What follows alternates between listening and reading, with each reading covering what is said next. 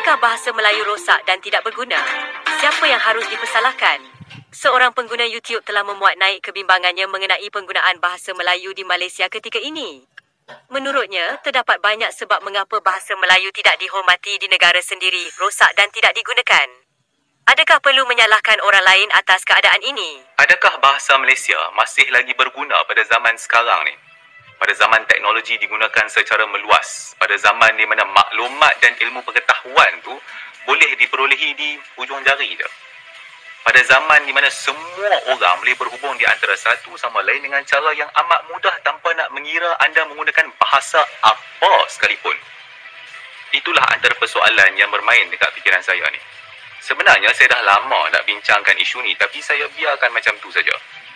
Tapi masalahnya sejak akhir-akhir ni, isu penggunaan dan kepentingan bahasa Malaysia ni telah dipersoalkan berkali-kali.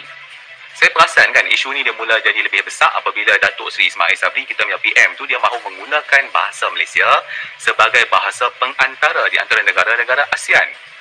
Ramai orang yang kutuk dia. Ramai orang yang gelak dekat dia.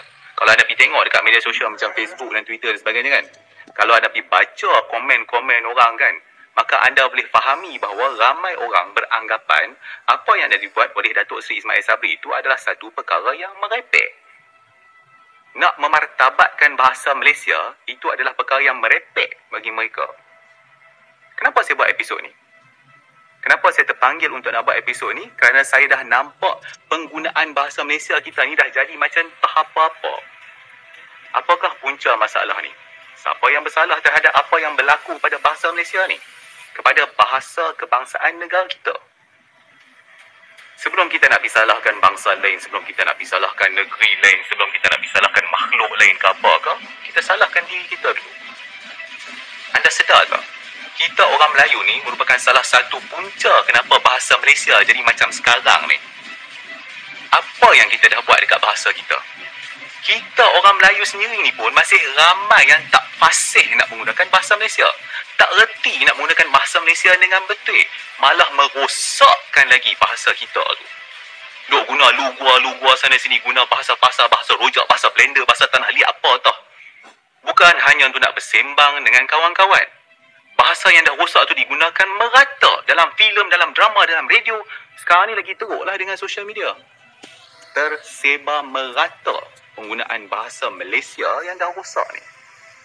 Kalau anda nak tengok contoh lain kan, anda pergi tengok iklan-iklan yang ada terpacak tepi jalan tu. Tengok mereka buat apa dengan bahasa kita. Anda pergi tengok nama projek-projek perumahan yang baru sekarang ni. Anda pergi tengok nama jalan-jalan yang baru. Anda pergi tengok nama kedai-kedai semua tu. Mereka pakai bahasa Malaysia yang betul ke? Sempurna ke bahasa tu?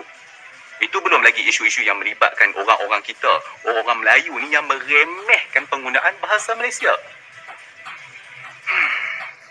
Apa yang buat saya paling marah ataupun rasa paling meluat tahap gila kan, adalah orang Melayu yang sengaja nak menggunakan bahasa Inggeris di hadapan orang Melayu lain, terutamanya apabila berada di khalayak ramai untuk nak tunjukkan seolah-olah dia tu hebat ataupun dia mempunyai status yang lebih tinggi.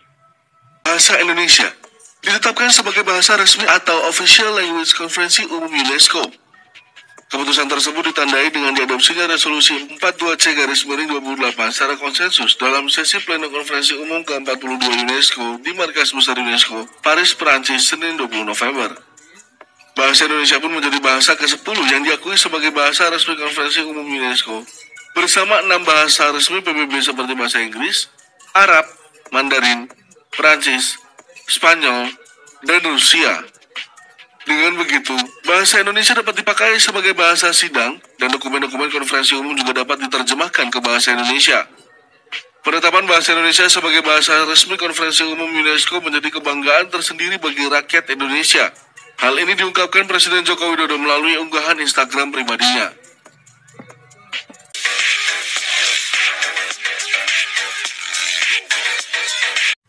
Assalamualaikum warahmatullahi wabarakatuh. Salam Om Swastiastu, Namo Buddhaya, salam kebajikan.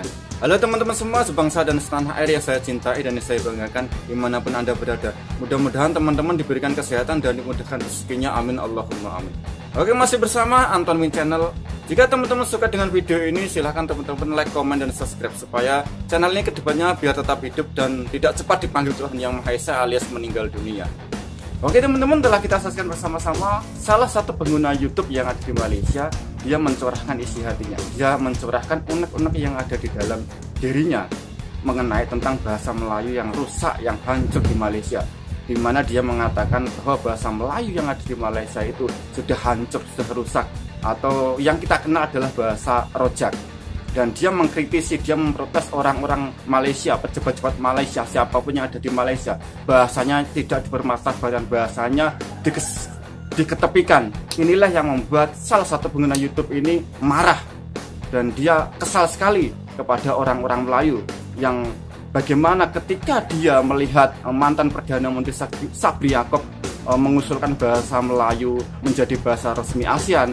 Lalu banyak orang Malaysia atau sebagian orang Malaysia memprotes, mengkutuk mantan Perdana Menteri Sabri Yaakob tersebut. Karena apa? Karena dianggap sebagian penduduk Malaysia, dia mengatakan bahwa bahasa Melayu di negaranya Malaysia sendiri sudah hancur, sudah diketepikan, sudah dicampur-campur, sudah menjadi bahasa rojak.